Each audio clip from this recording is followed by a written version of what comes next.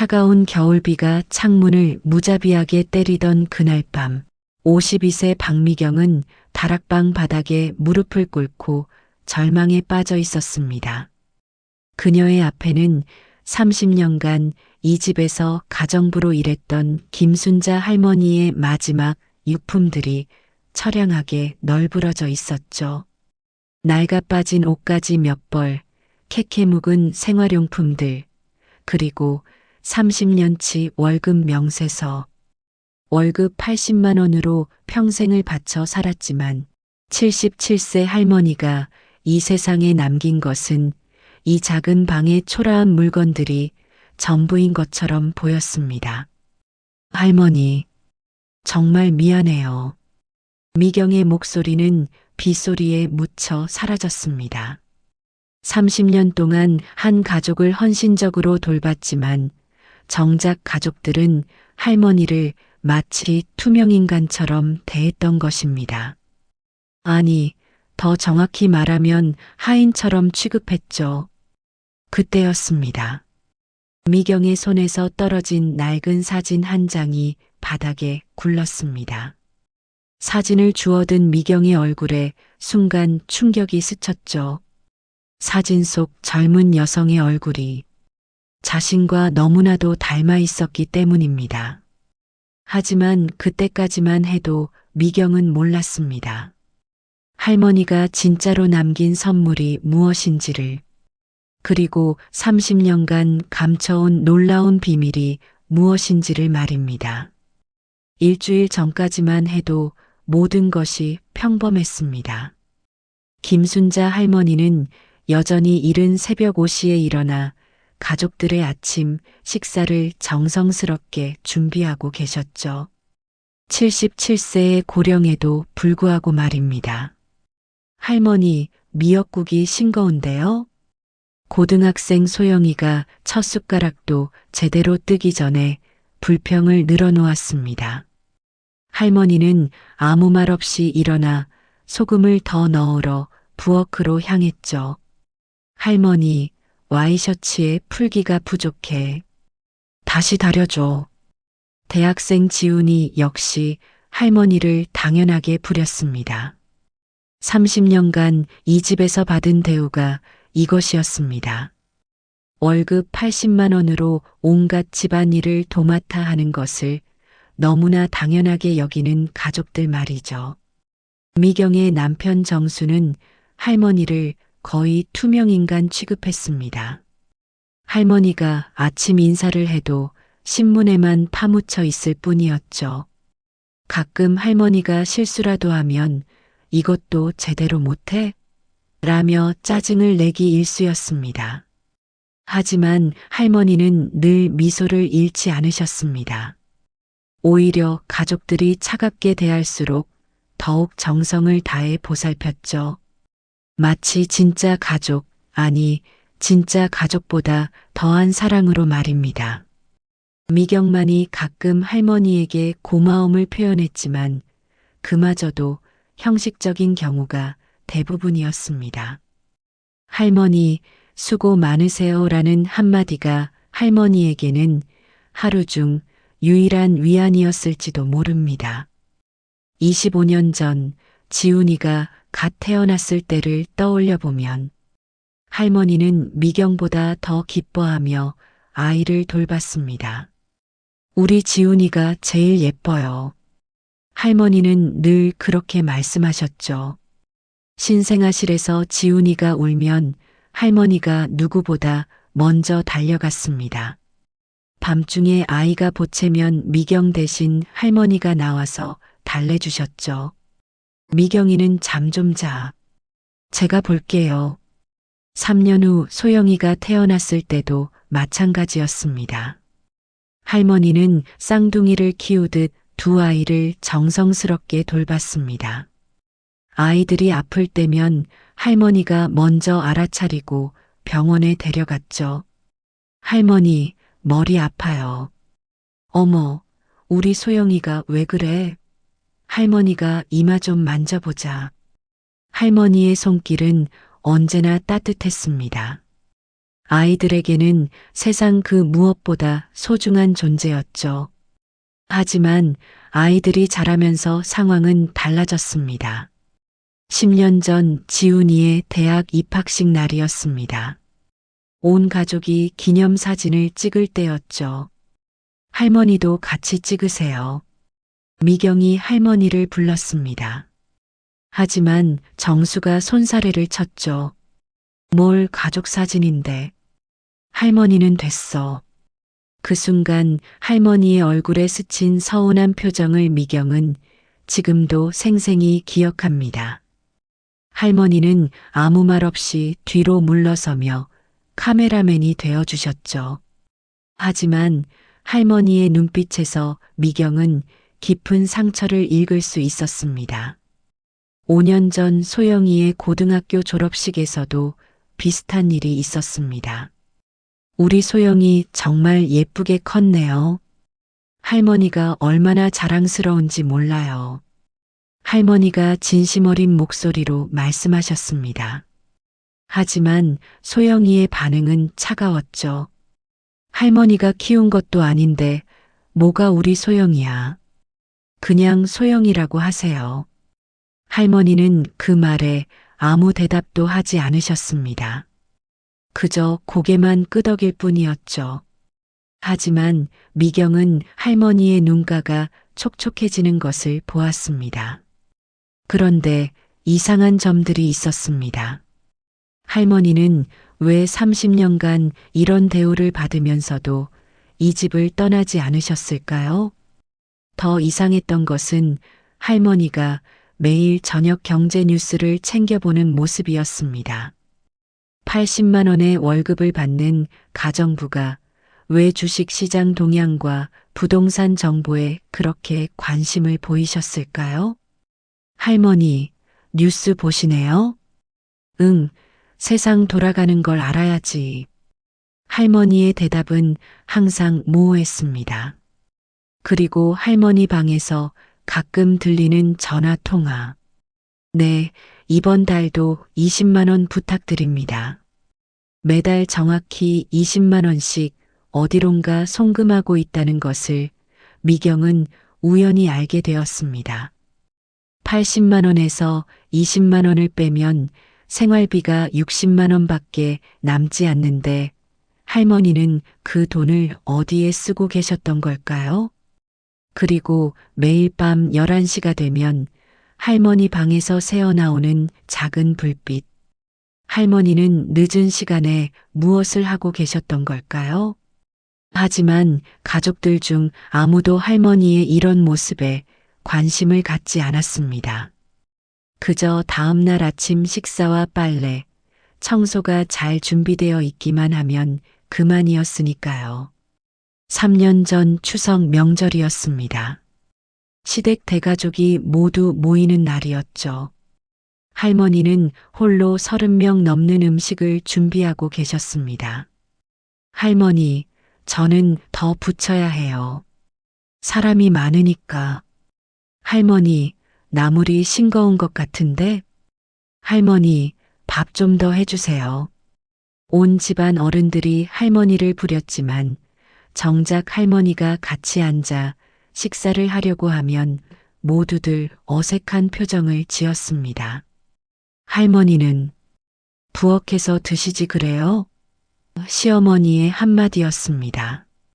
할머니는 아무 말 없이 밥그릇을 들고 부엌으로 향했습니다.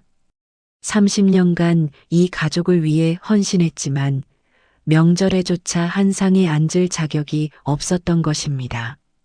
미경은 그때 처음으로 할머니에게 미안함을 느꼈습니다. 하지만 시댁 어른들 앞에서 할머니를 두둔하기는 어려웠죠. 2년 전 지훈이가 대기업에 취업했을 때였습니다. 온 가족이 축하 모임을 가졌죠. 우리 지훈이가 대기업에 들어갔어요. 할머니가 얼마나 기쁜지. 할머니가 진심으로 기뻐하시며 말씀하셨습니다. 하지만 지훈이의 반응은 차가웠죠. 할머니가 뭘 해주신 게 있다고 그렇게 좋아하세요? 제가 공부 잘해서 들어간 거지. 할머니는 그 말에 상처받은 기색을 숨기려 애쓰셨습니다. 하지만 미경은 할머니의 떨리는 손을 놓치지 않았죠. 사실 지훈이가 공부할 때 할머니가 얼마나 정성을 다했는지, 밤늦게 공부하는 지훈이를 위해 야식을 준비하고 시험 전날에는 밤새 기도하시던 할머니의 모습을 미경은 기억하고 있었습니다. 1년 전 소영이의 대학교 축제에 할머니가 도시락을 정성껏 싸주셨습니다. 소영아, 할머니가 내가 좋아하는 김밥 쌌어. 친구들이랑 나눠 먹어. 친구들 앞에서 할머니가 싸줬다고 하기 창피해요. 그냥 엄마가 싸줬다고 할 거예요. 소영이의 말에 할머니는 씁쓸하게 웃으셨습니다. 그래, 그렇게 해. 6개월 전 정수의 회사가 크게 성장해서 사업을 확장하게 되었습니다. 온 가족이 기뻐하고 있을 때였죠. 할머니도 우리 가족이니까 기뻐하셔야죠. 미경이 할머니에게 말했습니다. 하지만 정수가 즉시 정정했죠. 가족은 무슨, 할머니는 우리 집 직원이지. 그 말을 들은 할머니의 표정, 미경은 평생 잊을 수 없을 것 같았습니다. 30년을 한 가족으로 살았지만 여전히 직원일 뿐이었던 것입니다. 3개월 전부터 할머니께서 가끔 가슴을 움켜쥐며 힘들어 하시는 모습이 보였습니다. 할머니, 괜찮으세요? 병원에 가보시는 게 어때요? 아니야, 괜찮아. 나이 들어서 그런 거야. 하지만 가족들 중 누구도 할머니의 건강을 진지하게 걱정하지 않았습니다. 그저 내일 아침에도 변함없이 일을 해주시기만을 바랄 뿐이었죠. 한 달 전부터 할머니의 행동이 조금 이상했습니다. 평소보다 더 정성스럽게 집안일을 하시고 가족 각자에게 따뜻한 말을 건네시려 노력하셨죠. 미경아, 내가 예전에 카페 하고 싶다고 했지? 그 꿈 포기하지 마라. 지훈아, 너는 정말 똑똑한 아이야. 앞으로 더 큰 사람이 될 거야. 소영아, 내 미소가 할머니는 세상에서 가장 아름다워. 가족들은 할머니의 이런 말들을 그냥 나이 든 사람의 감상적인 표현 정도로 생각했습니다. 하지만 지금 생각해보면 할머니는 이미 무언가를 예감하고 계셨던 것 같습니다. 그리고 최근 들어 할머니 방에서 무언가를 정리하는 소리가 자주 들렸습니다. 할머니, 뭐 하세요? 아, 그냥 오래된 것들 정리하고 있어. 할머니의 대답은 항상 모호했습니다. 그리고 며칠 전에는 할머니가 미경을 따로 불러 이상한 말씀을 하셨죠. 미경아, 할머니가 만약 갑자기 없어지면 내 방 장롱 뒤를 꼭 확인해봐. 할머니, 무슨 소리예요? 안 좋은 말씀 마세요. 하지만 할머니는 의미심장한 미소만 지으셨습니다. 운명의 그날은 평범한 화요일 아침이었습니다. 하지만 뭔가 달랐죠. 평소 같으면 5시부터 시작되는 할머니의 부산한 소리가 들리지 않았습니다. 6시가 되어도 7시가 되어도 할머니가 보이지 않았습니다. 할머니가 안 보이네? 지훈이가 부엌을 둘러보며 말했습니다. 할머니, 어디 계세요? 미경이 할머니 방으로 향했습니다. 문을 두드려도 대답이 없었습니다. 이상하다 싶어 문을 열고 들어가니 할머니가 침대에 누워 계셨습니다. 하지만 이미 차가워진 상태였죠. 할머니, 할머니. 미경의 비명 같은 외침에 온 가족이 달려왔습니다. 119에 신고하고 응급실로 급히 옮겼지만 의사의 진단은 냉정했습니다. 어젯밤 심근경색으로 돌아가신 것 같습니다. 고령이시고 평소 심장이 많이 안 좋으셨나 보네요. 미경은 충격을 받았습니다. 할머니가 심장병을 앓고 계셨다는 것을 전혀 몰랐거든요. 30년을 함께 살았는데도 말입니다. 할머니가 심장이 안 좋으셨다고요? 네, 아마 오래전부터 앓으셨을 것 같은데 치료를 제대로 받지 않으셨나 보네요. 가족들은 서로를 바라보며 당황했습니다. 아무도 할머니의 건강 상태에 대해 진지하게 관심을 갖지 않았던 것이죠. 장례식은 초라했습니다. 할머니의 친척이라고는 시골에 사는 조카 한 명뿐이었는데 그마저도 일이 바빠서 오지 못했습니다. 30년간 우리 집에서 일해주신 분인데 미경이 조문객이 거의 없는 빈 장례식장을 바라보며 중얼거렸습니다. 결국 미경 가족과 몇몇 이웃들만이 할머니를 떠나보냈습니다. 정수는 30년간 고생 많으셨다며 형식적인 인사를 했고 지훈이와 소영이는 내내 휴대폰만 들여다봤습니다. 그런데 장례식장에서 이상한 일이 있었습니다. 정장을 차려입은 중년 남성이 조문을 왔는데 할머니의 영정 앞에서 한참을 울고 있었던 것입니다. 실례지만 할머니와 어떤 관계시죠? 미경이 물어보았습니다. 아, 저는 예전에 순자 씨와 함께 일했던 사람입니다. 함께 일했다고요? 네, 오래전 일인데 그 남자는 더 이상 말하지 않고 그냥 떠났습니다. 할머니와 함께 일했다고요? 가정부로 일하기 전에 할머니가 어떤 일을 하셨는지 가족들은 전혀 알지 못했습니다. 장례식을 마치고 집으로 돌아온 후 가족회의가 열렸습니다. 할머니 방은 어떻게 할까? 정수가 물었습니다. 내가 쓸게요. 대학원 때문에 방이 필요했거든요. 지훈이가 답했습니다. 그럼 할머니 짐은 언제 정리해요? 빨리 치워야죠. 소영이가 거들었습니다. 모두들 할머니의 죽음보다는 방 배정에 더 관심이 있는 것 같았습니다. 미경은 씁쓸했지만 누군가는 할머니의 유품을 정리해야 했죠. 제가 할게요. 할머니가 30년 동안 우리를 돌봐주셨으니까 미경이 말했습니다. 다음 날 미경은 홀로 할머니의 방 정리를 시작했습니다. 다락방 같은 작은 공간이었지만 할머니가 30년을 살았던 흔적들이 곳곳에 남아 있었습니다. 첫 번째로 놀란 것은 할머니의 옷들이었습니다. 낡은 옷장을 열어보니 할머니의 소박한 옷가지들이 정리되어 있었는데 모든 옷이 깔끔하게 다림질되어 있었던 것입니다. 마치 언제든 어디론가 떠날 준비가 된 것 같았죠. 더 이상한 것은 옷들 사이사이에 향수가 뿌려져 있었다는 점이었습니다. 월급 80만 원으로 살던 할머니가 향수를 사용하셨다고요? 책상 서랍을 열어보니 더욱 의문스러운 것들이 나왔습니다. 첫 번째는 30년치의 가계부였습니다. 할머니가 한 달에 80만 원을 받으면서도 꼼꼼하게 적은 수입과 지출 내역이었죠.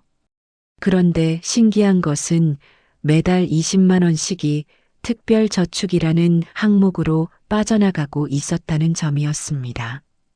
80만 원에서 20만 원을 빼면 생활비가 60만 원밖에 안 남는데 할머니는 도대체 어떻게 살았던 걸까요? 더 자세히 살펴보니 할머니의 지출 내역이 놀라웠습니다. 식비월 15만 원, 용품비월 10만 원, 의류비월 5만 원, 나머지 30만 원은 가족 지원이라고 적혀 있었습니다. 가족 지원이라고요? 도대체 무슨 뜻일까요? 두 번째 이상한 점은 할머니의 책들이었습니다. 대부분 요리책과 살림 관련 서적이었는데 그 중에서 유독 눈에 띄는 책들이 있었습니다. 성공하는 투자의 기초, 부동산 재테크 가이드, 주식 투자 실전 매뉴얼, 경제신문 읽는 법. 77세 할머니가 왜 이런 책들을 읽으셨을까요? 더욱이 책 여기저기에는 형광펜으로 줄 그어진 흔적들이 빼곡했습니다. 부동산은 장기 투자 관점에서 접근해야 한다. 주식은 기업의 가치를 보고 투자하라. 경제 동향을 파악하는 것이 투자의 기본이다. 할머니가 직접 줄 그으신 부분들이었습니다. 월급 80만 원의 가정부가 왜 이런 것들을 공부하셨을까요? 세 번째로 발견한 것은 할머니의 일기장이었습니다. 2020년부터 시작된 짧은 기록들이었는데 내용이 심상치 않았습니다.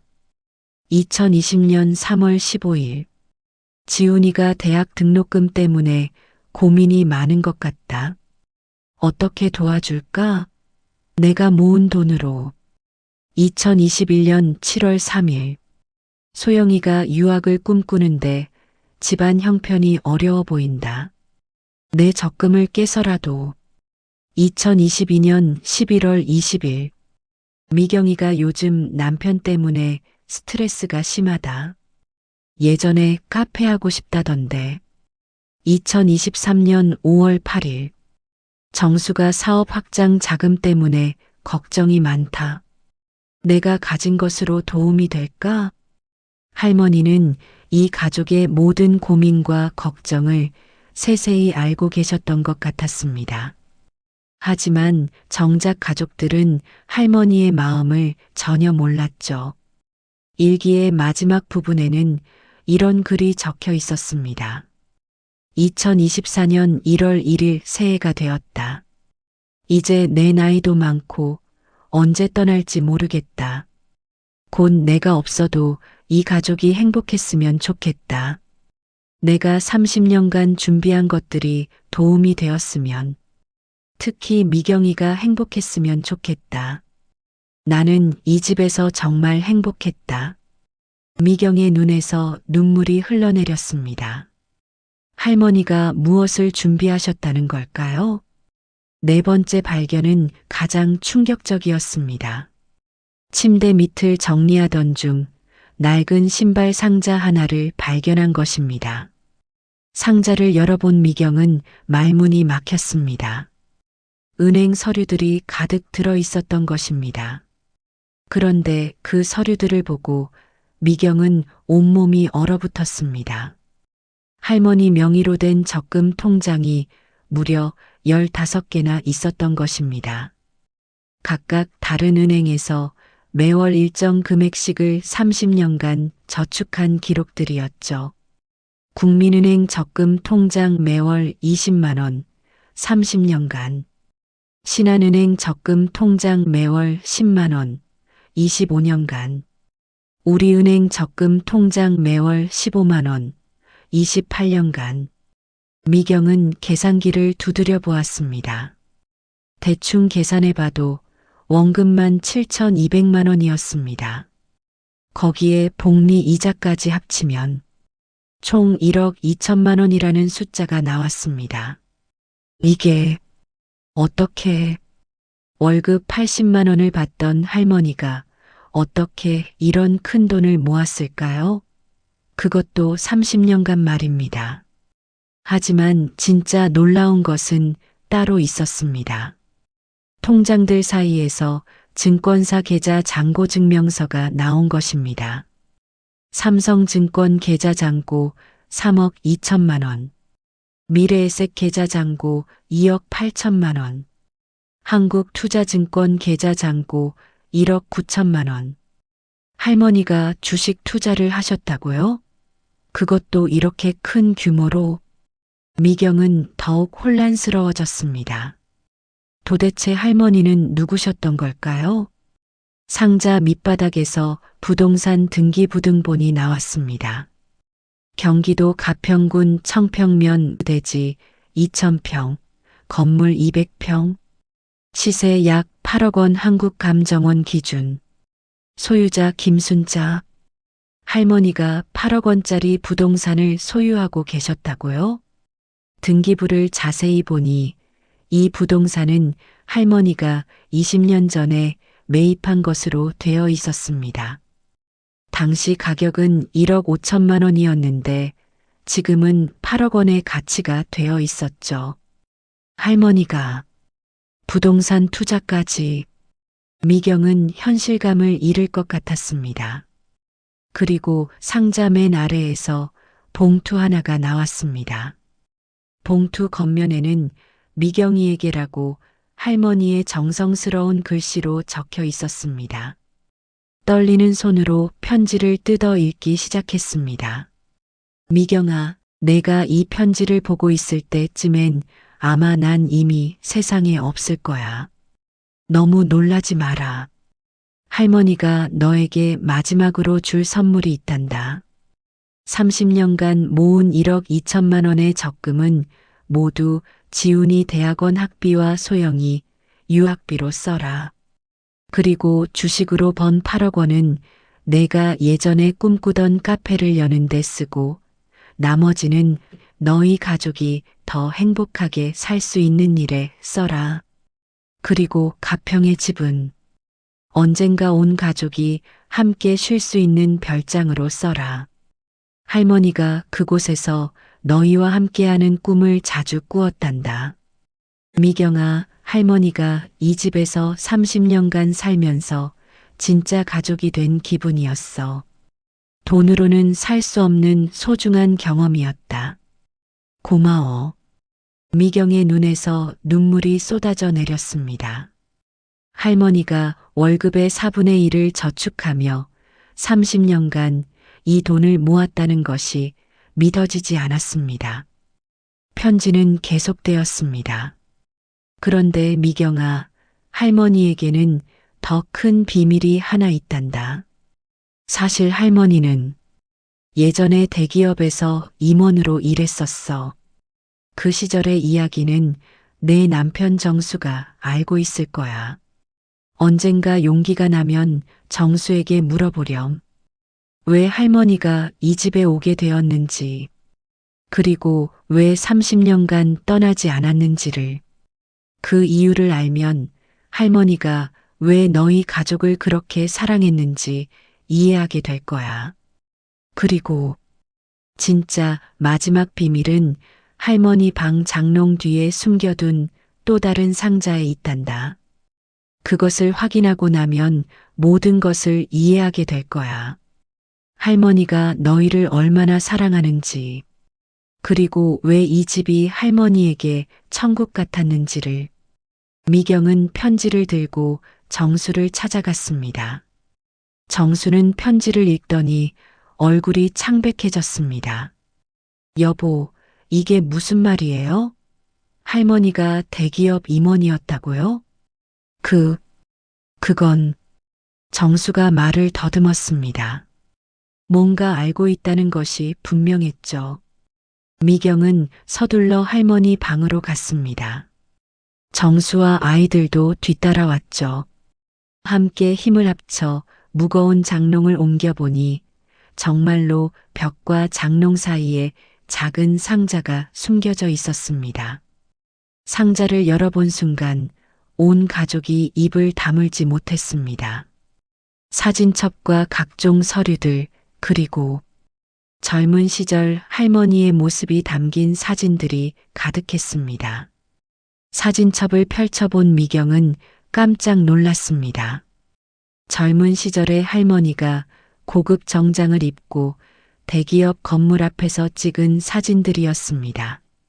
대한건설 김순자 과장 승진 축하, 김순자 차장 해외 연수 출발, 김순자 부장 우수사원 시상식. 사진마다 현수막과 표창장들이 보였습니다. 할머니는 정말로 대기업 임원이셨던 것입니다. 할머니가 정말로 사진첩 마지막 페이지에는 더욱 충격적인 사진이 한 장 있었습니다. 할머니가 한 젊은 부부와 함께 찍은 가족 사진이었는데 그 부부의 얼굴을 본 미경은 온몸이 얼어붙었습니다. 사진 속 젊은 여자가 바로 자신과 똑같이 생겼기 때문이었습니다. 아니, 정확히는 자신이 그 여자와 똑같이 생겼다고 해야겠죠. 그리고 사진 뒷면에는 할머니의 글씨로 이렇게 적혀 있었습니다. 1992년 사랑하는 딸 김민경과 사위 박정호와 함께. 김민경. 그 이름을 본 미경은 머리가 하얗게 변했습니다. 상자 안에는 더 많은 서류들이 들어 있었습니다. 병원 진료기록부 김민경 24세 교통사고로 인한 뇌사 상태. 사망진단서 1994년 3월 15일 오후 2시 30분 사망. 장례식 사진들. 그리고 신문기사 스크랩도 있었습니다. 대한건설 김순자 부장 딸의 갑작스러운 죽음으로 인한 충격으로 조기 퇴직. 미경은 사진을 들고 거실로 뛰어나갔습니다. 온 가족이 저녁 식사를 하고 있었죠. 여보, 이것 좀 봐요. 미경이 사진을 내밀었습니다. 정수와 지훈이, 소영이가 사진을 보더니 모두 입을 다물지 못했습니다. 엄마, 이 사람 누구예요? 엄마랑 너무 닮았는데. 소영이가 놀라며 물었습니다. 정말 신기하다. 엄마 젊었을 때랑 똑같아요. 지훈이도 마찬가지였습니다. 하지만 정수의 반응은 달랐습니다. 얼굴이 창백해지더니 그게 하며 말을 더듬었죠. 여보, 뭔가 아는 거 있어요? 미경이 다그쳐 물었습니다. 사실은 할머니가 우리 집에 온 이유가 따로 있었어. 정수는 30년 전의 일을 털어놓기 시작했습니다. 1994년 우리가 갓 결혼했을 때 나는 사업 실패로 빚이 2억 원이나 있었어. 너는 그때 임신 중이었고 나는 그 사실을 말할 수가 없었지. 미경은 충격을 받았습니다. 30년간 숨겨진 진실이었던 것입니다. 그때 내가 절망하고 있을 때 순자 할머니가 나타났어. 할머니는 대한건설 부장으로 계셨는데 우리 회사와 거래 관계에 있었거든. 정수의 고백이 계속되었습니다. 할머니가 그때 나한테 제안을 했어. 빚을 다 갚아주는 대신 조건이 있다고. 무슨 조건이었는데요? 미경이 물었습니다. 할머니가 가정부로 이 집에서 일하게 해달라는 거였어. 당시 49세였던 할머니는 딸을 교통사고로 잃고 정신적 충격이 너무 커서 조기 퇴직을 하신 상태였거든. 정수의 목소리가 떨렸습니다. 할머니는 혼자서는 견딜 수 없다고 하셨어. 가족이 있는 집에서 가족처럼 지내고 싶다고. 그래서 나한테 그런 제안을 한 거야. 미경은 머리가 어지러웠습니다. 할머니가 2억 원의 빚을 갚아주셨어. 그리고 매달 80만 원의 생활비만 받으면서 30년간 우리를 돌봐주신 거야. 그럼 할머니가 우리 집 은인이었다는 거예요? 그런 셈이지. 하지만 할머니는 절대 그런 내색을 하지 않으셨어. 그냥 평범한 가정부처럼 지내고 싶다고 하셨거든. 지훈이가 화를 내며 말했습니다. 그럼 아버지는 왜 그 사실을 숨겼어요? 우리가 할머니를 그렇게 대하는데. 나도 너희 어머니한테 말하기가 어려웠어. 우리가 할머니 덕분에 살고 있다는 걸. 소영이도 눈물을 흘렸습니다. 할머니가 그렇게 대단한 분이셨는데 우리는 한 번도 제대로 된 대우를 해드리지 않았어요. 미경은 더 자세한 진실이 알고 싶었습니다. 그럼 사진 속 여자는 누구예요? 할머니 딸이라고 했는데 정수가 깊은 숨을 들이쉬며 말했습니다. 김민경, 할머니의 외동딸이었어. 24살에 교통사고로 세상을 떠났지. 그럼 저랑 이렇게 닮은 건 할머니가 처음 너를 봤을 때 기절할 뻔했어. 돌아가신 딸과 너무 닮았거든. 특히 웃는 모습이. 정수가 계속해서 30년간 숨겨온 이야기를 털어놓았습니다. 할머니는 너를 보면서 딸을 그리워하셨어. 그래서 너를 더욱 아껴주셨던 거야. 마치 진짜 딸처럼. 그럼 지훈이와 소영이를 그렇게 예뻐하신 이유도 할머니에게는 손자, 손녀가 없었으니까. 지훈이와 소영이를 보면서 돌아가신 딸이 낳았을지도 모르는 아이들을 생각하셨던 것 같아. 미경은 더 이상 참을 수 없었습니다. 30년간 할머니가 얼마나 큰 사랑으로 우리 가족을 돌봐주셨는지 이제야 깨달았거든요. 상자를 더 뒤지자 또 다른 서류들이 나왔습니다. 할머니가 매달 보내던 20만 원의 행선지가 밝혀졌습니다. 고아원 후원금이었던 것입니다. 30년간 총 7,200만 원을 고아원에 기부하신 것이죠. 그리고 할머니가 주식 투자로 번 돈들의 내역도 자세히 나와 있었습니다. 삼성전자 1998년 매입, 현재 평가액 1억 2천만 원. 현대차 2000년 매입, 현재 평가액 8천만 원. NAVER 2002년 매입, 현재 평가액 1억 5천만 원. 할머니는 20년 넘게 장기 투자를 통해 이런 큰 돈을 모으셨던 것입니다. 상자 안에서 할머니가 직접 쓰신 투자 노트도 발견되었습니다. 미래에는 IT 기업이 성장할 것이다. NAVER와 같은 회사에 투자하자. 전기차 시대가 올 것이다. 관련 주식을 매입하자. 부동산은 서울 근교가 유망하다. 가평 일대를 주목하자. 할머니는 놀랍도록 정확한 미래 예측으로 투자에 성공하셨던 것입니다. 그리고 노트 마지막 부분에는 가족들 각자를 위한 계획이 세세하게 적혀 있었습니다. 지훈이 대학원 진학 시 3천만 원 필요 예상. MBA 과정까지 고려하면 5천만 원. 소영이 미국 유학 희망. 4년간 최소 2억 원 필요. 장학금 지원 방법도 알아보자. 미경이 카페 창업 꿈. 강남 카페 평균 투자비 3억 원. 인테리어비 별도. 정수 사업 확장 자금 부족. 5억 정도 있으면 크게 성장 가능할 것. 할머니는 가족 한 사람 한 사람의 꿈과 필요를 정확히 파악하고 계셨던 것입니다. 미경은 더 이상 참을 수 없었습니다.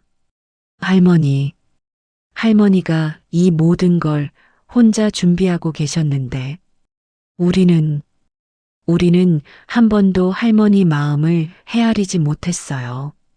엄마, 지훈이와 소영이도 눈물을 흘렸습니다. 할머니께서 우리를 얼마나 사랑해 주셨는지 이제서야 알겠어요. 소영이의 목소리가 떨렸습니다.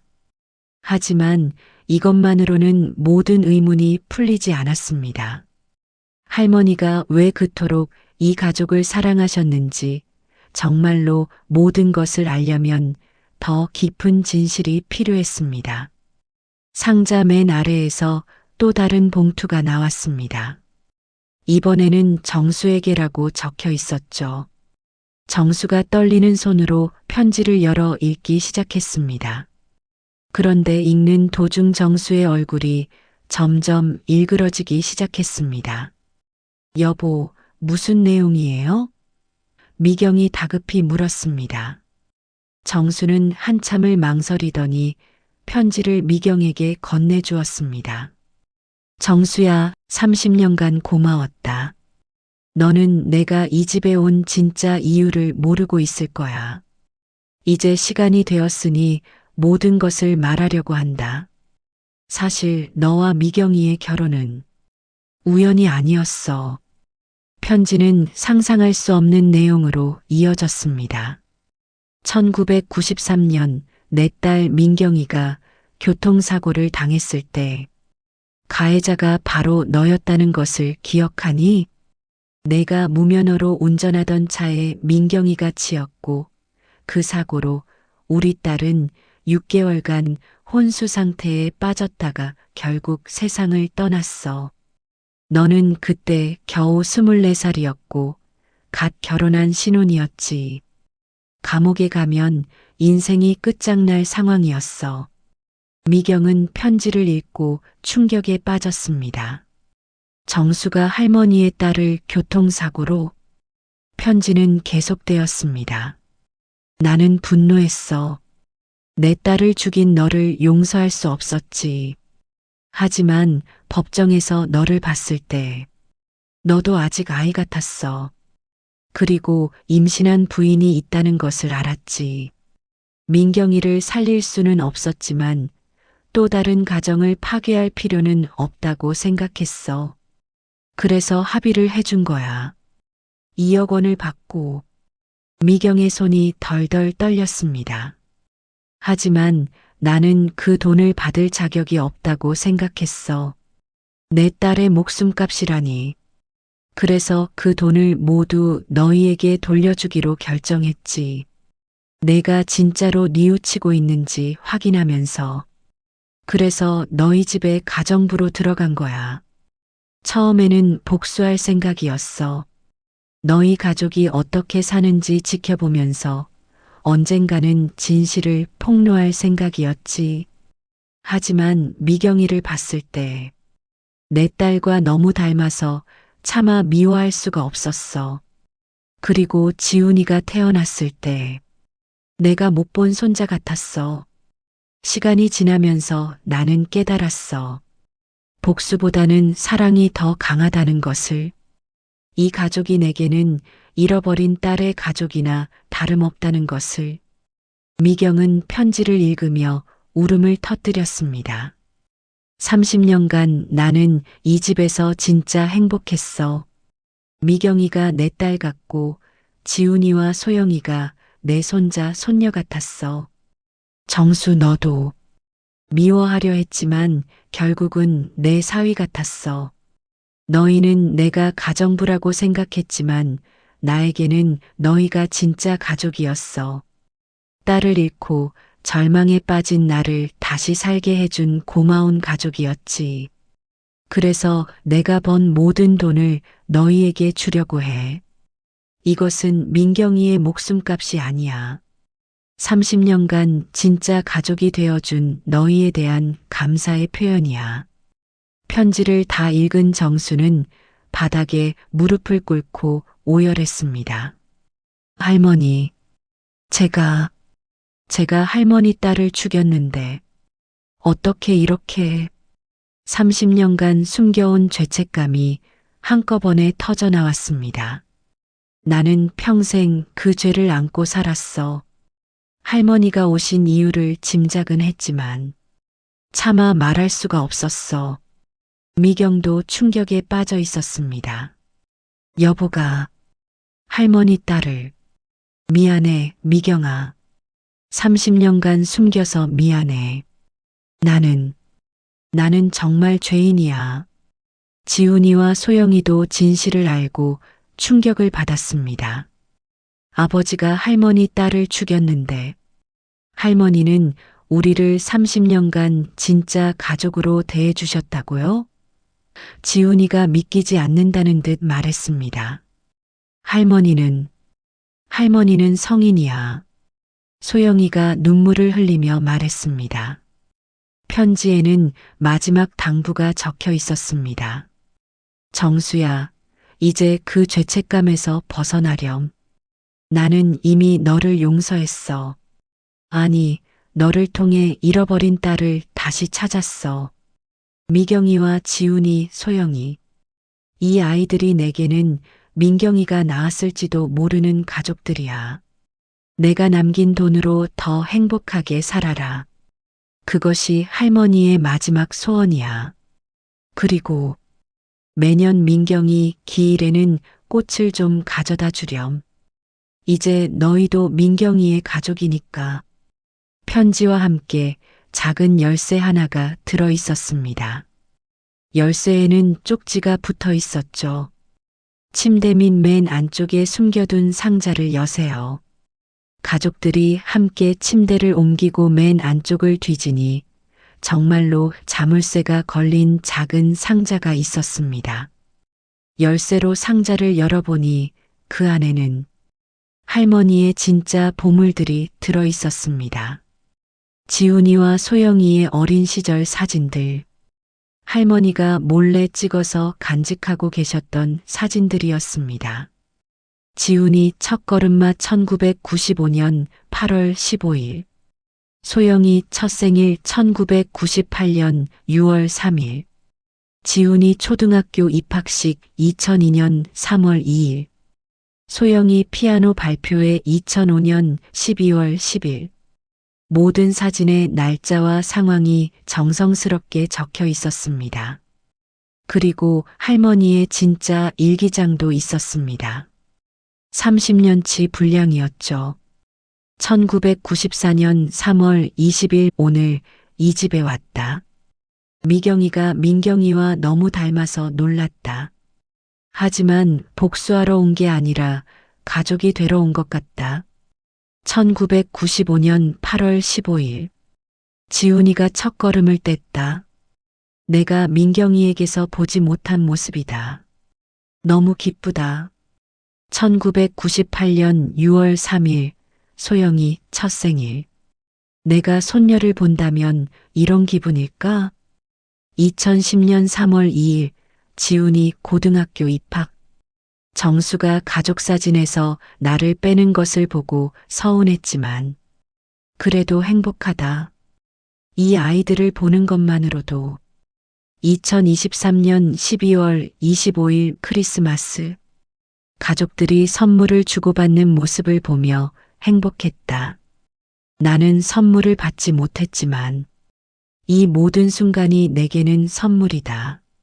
모든 일기에는 가족에 대한 사랑이 넘쳐났습니다. 일기의 마지막 내용이 가장 감동적이었습니다. 2024년 2월 14일 내 심장이 많이 안 좋아졌다. 아마 오래 못 버틸 것 같다. 하지만 후회 없다. 30년간 진짜 가족과 함께 살았다. 민경아, 엄마가 내 몫까지 행복했어. 내가 낳았을지도 모르는 아이들을 보며 살았어. 고마워. 정수야, 미경아, 지훈아, 소영아. 너희들이 내 인생의 마지막을 아름답게 만들어 주었어. 사랑해. 모든 진실을 알게 된 후 박미경 가족은 완전히 변했습니다. 30년간 함께 살았던 김순자 할머니가 누구였는지, 그리고 얼마나 큰 사랑으로 이 가족을 돌봐주셨는지 이제야 깨달았던 것입니다. 미경은 할머니의 영정사진 앞에 무릎을 꿇고 목 놓아 울었습니다. 할머니께서 이렇게 큰 사랑을 주셨는데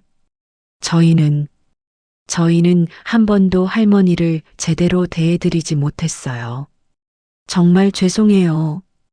정수도 참회의 눈물을 흘렸습니다. 할머니, 제가 할머니 딸을 죽인 죄인인데 어떻게 이렇게 저희를 용서해 주셨어요? 저는 평생 이 은혜를 어떻게 갚아야 할지. 지훈이는 자신의 어린 시절 사진들을 보며 흐느꼈습니다. 할머니가 제 첫걸음마까지 이렇게 기록해 두셨어요. 저보다 제 성장을 더 소중히 여겨주셨는데 저는 할머니께 한 번도 고마워하지 않았어요. 소영이도 마찬가지였습니다. 할머니가 제 피아노 발표회 사진까지 엄마보다 더 자세히 기록해 놓으셨어요. 할머니에게는 제가 진짜 손녀였는데 저는 할머니를 하인 취급했어요. 가족들은 할머니께 제대로 된 장례식을 치러드리기로 결정했습니다. 이번에는 할머니의 진짜 모습을 세상에 알리는 장례식이었죠. 추모관을 다시 꾸미고 할머니의 생전 업적과 30년간의 헌신을 담은 추모 영상을 만들었습니다. 그리고 할머니의 과거 직장 동료들과 후배들을 모두 초대했습니다. 김순자 부장님은 저희에게 진짜 어머니 같은 분이셨습니다. 할머니의 전 직장 후배가 추도사를 했습니다. 부장님이 조기 퇴직 후에 어떤 가족과 함께 지내신다며 정말 행복해 하셨는데 이렇게 좋은 가족을 만나셨군요. 그 말을 들은 미경 가족은 더욱 부끄러워졌습니다. 할머니는 다른 사람들에게는 이 가족을 자랑하셨는데 정작 가족들은 할머니를 소중히 여기지 않았던 것이죠. 장례식 후 가족들은 함께 할머니의 딸 민경이의 무덤을 찾아갔습니다. 30년 만에 정수가 다시 찾는 곳이었죠. 무덤 앞에서 정수는 무릎을 꿇고 사죄했습니다. 민경아, 아저씨가 잘못했어. 30년 늦었지만 정말 미안해. 내 엄마가 나를 용서해 주셨어.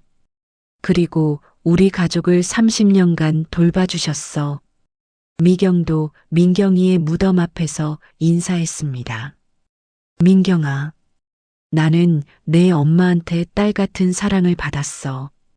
앞으로 내가 내 엄마를 내 진짜 엄마처럼 생각하며 살게. 내가 못다한 효도를 내가 대신할게. 지훈이와 소영이도 고개를 숙였습니다. 민경 이모, 저희를 용서해 주세요. 저희 할머니를, 이모 엄마를 제대로 대하지 못해서 죄송해요. 가족회의에서 할머니가 남겨주신 유산을 어떻게 사용할지 의논했습니다. 지훈이가 먼저 입을 열었습니다. 저는 대학원 학비를 할머니 돈으로 쓰고 싶지 않아요. 제가 직접 벌어서 다니겠어요. 소영이도 마찬가지였습니다. 저도 유학비를 할머니 돈으로 쓰기 싫어요. 장학금을 받아서 가든지 아니면 유학을 포기하든지 하겠어요. 미경의 생각도 같았습니다. 나도 카페 차리는 것보다는 할머니를 기억할 수 있는 더 의미 있는 일을 하고 싶어. 그렇게 해서 가족들은 김순자 할머니 기념재단을 만들기로 결정했습니다. 할머니처럼 가족이 없는 독거노인분들을 돕는 재단이었죠. 할머니가 남겨주신 총 12억 원, 적금 1억 2천만 원, 주식 8억 원, 부동산 8억 원에서 일부 현금화를 모두 기부했습니다. 재단의 첫 번째 사업은 할머니의 가평, 한옥을 독거노인 공동생활시설로 만드는 것이었습니다. 10분의 할머니, 할아버지가 함께 지내시면서 서로를 가족처럼 돌보시도록 했죠. 할머니가 30년간 우리에게 보여주신 사랑을 이제 다른 분들에게도 나눠드리자. 미경의 제안이었습니다. 한옥에 처음 모신 독거노인 10분을 만나는 날, 미경 가족은 떨렸습니다. 안녕하세요, 할머니. 저는 미경이에요. 할아버지, 안녕하세요. 저는 지훈이라고 해요. 할머니들과 할아버지들은 처음에는 어색해 하셨지만 곧 따뜻하게 맞아주셨습니다. 아이고, 이런 좋은 일을 해주시다니. 고마워요. 우리 같은 늙은이들을 이렇게 돌봐주시고. 미경은 그때 깨달았습니다. 할머니가 30년 전 이 집에 왔을 때도 이런 기분이셨을 것이라는 것을. 가족이 되고 싶었던 간절한 마음을 말이죠.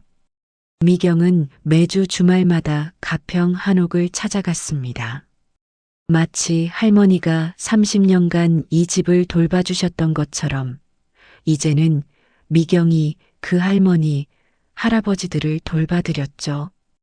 할머니들, 건강하게 지내셨어요? 오늘은 뭐가 드시고 싶으세요? 정수도 회사 일을 줄이고 재단 운영에 전념했습니다. 순자 할머니께서 우리 가족을 구해주셨으니 이제 우리가 다른 가족들을 도와야지. 지훈이는 대학원을 휴학하고 재단에서 자원봉사를 시작했습니다.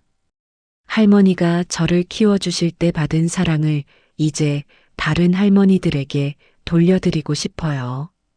소영이도 유학 계획을 미루고 사회복지학 공부를 시작했습니다. 나중에 할머니 같은 일을 하고 싶어요. 가족이 필요한 사람들에게 진짜 가족이 되어주는 일 말이에요. 1년이 지나고 김순자 할머니 기념재단은 크게 성장했습니다. 전국 500명의 독거노인분들이 새로운 가족을 만나 행복하게 지내고 계셨죠. 그리고 미경 가족도 완전히 달라졌습니다. 서로를 더욱 아끼고 사랑하게 되었고 다른 사람들에게도 따뜻한 마음을 나누는 진짜 가족이 되었습니다. 가장 큰 변화는 가족들이 매일 할머니를 기억한다는 것이었습니다. 아침마다 할머니 영정 앞에 인사드리고 저녁에는 할머니께 하루 일상을 보고 드렸죠. 할머니, 오늘도 좋은 하루였어요. 할머니가 보여주신 사랑을 잘 나누고 있어요. 2년이 흘러 할머니의 3주기가 되었습니다. 이번에는 성대한 추모식을 열었습니다. 김순자 할머니 기념재단을 통해 도움을 받은 수백 명의 어르신들과 자원봉사자들이 모두 참석했습니다. 할머니 한 분의 사랑이 이렇게 많은 사람들에게 퍼져나갔어요. 미경이 추도사를 하며 말했습니다. 할머니께서 30년간 저희 가족에게 보여주신 무조건적인 사랑. 그 사랑이 지금은 전국 1000명이 넘는 어르신들에게 전해지고 있습니다. 추모식 후 가족들은 할머니의 가평 한옥을 방문했습니다. 이제 이곳에는 15분의 할머니, 할아버지가 함께 지내고 계셨죠. 모두들 할머니처럼 서로를 진짜 가족으로 여기며 행복해하고 계셨습니다. 미경아, 왔구나. 한옥에 계신 할머니들이 반갑게 맞아주셨습니다. 할머니들, 안녕하세요. 미경은 이제 이분들을 진짜 할머니들처럼 여겼습니다. 순자 할머니가 자신에게 그랬던 것처럼 말이죠. 오늘은 우리 순자 언니 기일이지? 한옥의 할머니 한 분이 물었습니다. 네, 맞아요. 할머니들도 순자 할머니께 인사드려 주세요. 함께 순자 할머니의 영정 앞에서 묵념을 드렸습니다. 그리고 할머니가 좋아하셨던 꽃들을 정성스럽게 바쳤죠. 지훈이는 이제 재단의 정식 직원이 되었습니다. 사회복지사 자격증을 취득하고 독거노인 돌봄 전문가가 되었죠. 할머니가 저에게 보여주신 헌신을 이제 제가 다른 분들에게 보여드리고 싶어요. 지훈이의 말이었습니다. 소영이는 사회복지학과를 졸업하고 대학원에 진학했습니다. 논문 주제는 독거노인과 가족 만들기 프로그램의 효과성 연구였죠. 할머니가 저희에게 가르쳐 주신 것을 학문적으로 정리해서 더 많은 사람들에게 전하고 싶어요. 미경은 결국 카페를 열었습니다. 하지만 일반적인 카페가 아니라 할머니 카페였죠. 독거노인분들이 자유롭게 와서 차를 마시고 이야기를 나눌 수 있는 공간이었습니다. 어서 오세요, 할머니. 할아버지, 오늘도 건강하게 오셨네요. 카페에는 매일 동네 어르신들이 북적였습니다. 마치 진짜 가족들이 모인 것처럼 따뜻한 분위기였죠. 카페 한쪽 벽에는 순자 할머니의 사진이 크게 걸려 있었습니다. 그 아래에는 이런 문구가 적혀 있었죠. 진정한 가족은 혈연이 아닌 사랑으로 만들어집니다. 김순자 할머니의 가르침. 정수는 완전히 새로운 사람이 되었습니다. 사업보다 봉사에 더 열정적이었죠. 돈을 버는 것보다 사람을 돕는 것이 훨씬 보람 있어요. 정수가 말했습니다. 정수는 김순자 할머니 기념재단의 이사장이 되어 전국을 다니며 독거노인 문제 해결을 위해 힘썼습니다. 김순자 할머니 기념재단은 이제 전국적인 단체가 되었습니다. 서울, 부산, 대구, 광주, 전국 각지에 할머니의 집이 세워졌고 수천 명의 독거노인분들이 새로운 가족을 만나 행복하게 지내고 계셨습니다. 그리고 미경 가족처럼 할머니의 이야기에 감동받은 수많은 가족들이 자원봉사에 참여했습니다. 우리도 순자 할머니처럼 누군가에게 가족이 되어주고 싶어요. 마지막 날 밤 미경은 할머니 방에서 하룻밤을 지냈습니다. 30년간 할머니가 지내셨던 그 방에서 말이죠. 깊은 밤 미경은 꿈을 꾸었습니다. 꿈속에서 젊고 아름다운 할머니가 나타났습니다. 그리고 할머니 옆에는 미경과 닮은 젊은 여성, 바로 할머니의 딸 민경이가 있었죠. 고마워, 미경아. 할머니가 환한 미소로 말씀하셨습니다. 할머니, 너희들이 내가 원했던 일을 모두 해주고 있구나. 정말 자랑스러워. 민경이도 미소 지으며 말했습니다. 언니, 우리 엄마를 진짜 엄마처럼 사랑해줘서 고마워요. 민경아, 이제 우리 엄마는 정말 행복해하고 있어요. 언니가 저희 가족을 이렇게 사랑해 주시니까요. 할머니가 미경의 손을 잡으며 말씀하셨습니다. 미경아, 할머니는 이 세상에서 제일 행복한 사람이었어. 30년간 진짜 가족과 함께 살았으니까. 그리고 이제 너희들이 그 사랑을 더 많은 사람들에게 나누고 있으니 더욱 기뻐. 할머니, 저희가 할머니를 제대로 사랑하지 못해서 정말 죄송해요. 아니야, 미경아. 사랑은 받는 것이 아니라 주는 거야. 할머니는 30년간 너희들을 사랑할 수 있어서 행복했어. 그것만으로도 충분해. 민경이도 고개를 끄덕이며 말했습니다. 그리고 이제 언니 가족이 우리 엄마의 사랑을 세상에 전하고 있으니 우리는 정말 자랑스러워요. 할머니가 마지막으로 말씀하셨습니다. 미경아, 이제 정말 안녕. 할머니는 민경이와 함께 평안하게 지낼게. 너희들도 행복하게 살아. 꿈에서 깨어난 미경의 얼굴에는 평안한 미소가 떠올라 있었습니다. 5년이 흘렀습니다. 김순자 할머니 기념재단은 이제 한국을 대표하는 사회복지단체가 되었습니다. 전국 50개 지역에 할머니의 집이 세워졌고 1만 명이 넘는 독거노인분들이 새로운 가족을 만나 행복하게 지내고 계셨습니다. 미경의 할머니 카페는 동네 명소가 되었습니다. 매일 50분이 넘는 어르신들이 방문해서 진짜 가족 같은 시간을 보내고 계셨죠. 미경아, 우리 손자가 대학에 합격했어. 할머니, 정말 축하드려요. 우리 다 같이 축하 파티예요. 카페는 언제나 웃음소리가 끊이지 않았습니다. 지훈이가 결혼을 했습니다. 신부는 역시 사회복지사였고 두 사람은 함께 독거노인 돌봄 사업을 하기로 했죠.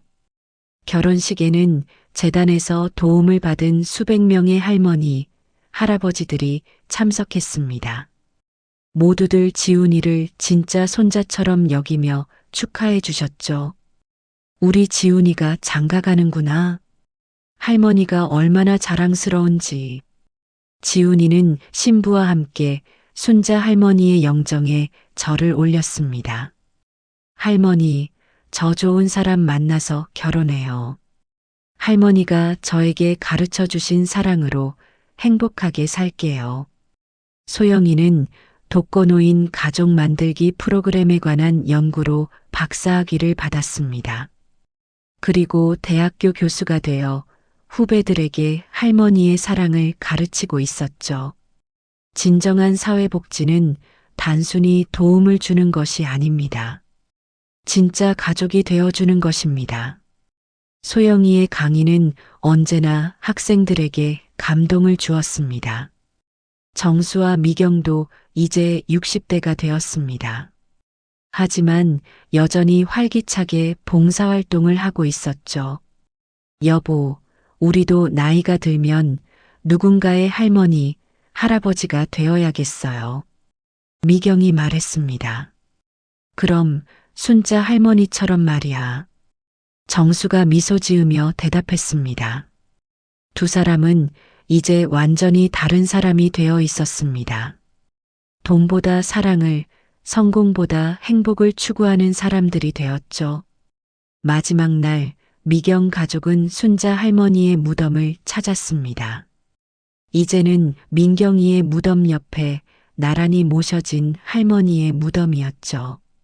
할머니, 오늘로 5년이 되었어요. 미경이 꽃을 바치며 말했습니다. 할머니가 저희에게 보여주신 사랑이 이제 10,000명이 넘는 분들에게 전해졌어요. 그리고 앞으로 더 많은 사람들에게 전해질 거예요. 지훈이도 인사를 드렸습니다. 할머니, 저 이제 결혼해서 새로운 가족을 만들었어요. 할머니가 가르쳐 주신 사랑으로 행복한 가정을 만들게요. 소영이도 마찬가지였습니다. 할머니, 저는 이제 선생님이 되어서 할머니의 사랑을 더 많은 사람들에게 가르치고 있어요. 정수는 무덤 앞에서 깊이 절을 올렸습니다. 할머니, 저를 용서해 주시고 사랑해 주셔서 고맙습니다. 앞으로도 할머니의 뜻을 잘 이어가겠습니다. 그날 저녁 미경 가족은 가평 한옥을 찾았습니다. 이제 이곳에는 20분의 할머니, 할아버지가 함께 지내고 계셨죠. 미경아, 왔구나. 할머니들이 반갑게 맞아주셨습니다. 할머니들, 저희가 가져온 케이크 같이 드세요. 모두 함께 둘러앉아 케이크를 나누며 이야기를 나누었습니다. 마치 진짜 3대가 모인 대가족 같았죠. 우리 순자 언니 덕분에 이렇게 좋은 가족을 만났어. 한 할머니가 말씀하셨습니다. 맞아요. 할머니가 보여주신 사랑 덕분에 우리 모두 행복해요. 미경이 대답했습니다. 그때 한 할아버지가 말씀하셨습니다. 사실 말이야. 요즘 새로 오고 싶어 하는 할머니, 할아버지들이 너무 많아서 자리가 부족해. 그럼 한옥을 더 지어야겠네요. 지훈이가 웃으며 말했습니다. 좋은 생각이야. 할머니가 보시면 정말 좋아하실 거야. 미경이 고개를 끄덕였습니다. 해가 지고 별이 뜨기 시작했습니다.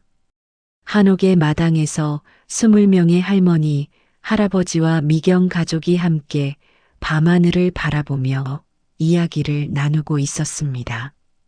그때 하늘에서 유독 밝게 빛나는 별 2개가 보였습니다. 마치 순자 할머니와 민경이가 하늘에서 지켜보고 있는 것 같았죠. 미경이 하늘을 바라보며 중얼거렸습니다. 할머니, 보고 계시죠? 저희가 할머니의 사랑을 잘 이어가고 있어요. 별들이 더욱 밝게 빛났습니다. 마치 대답하는 것처럼. 진정한 가족은 혈연이 아닌 사랑으로 만들어집니다. 오늘도 누군가를 사랑하고 있나요? 여러분도 누군가에게 소중한 가족이 될 수 있습니다. 현재 우리나라 독거 노인은 150만 명을 넘어섰습니다. 여러분의 작은 관심과 사랑이 필요합니다. 구독과 좋아요로 응원해 주시고 여러분의 따뜻한 가족 이야기도 댓글로 들려주세요.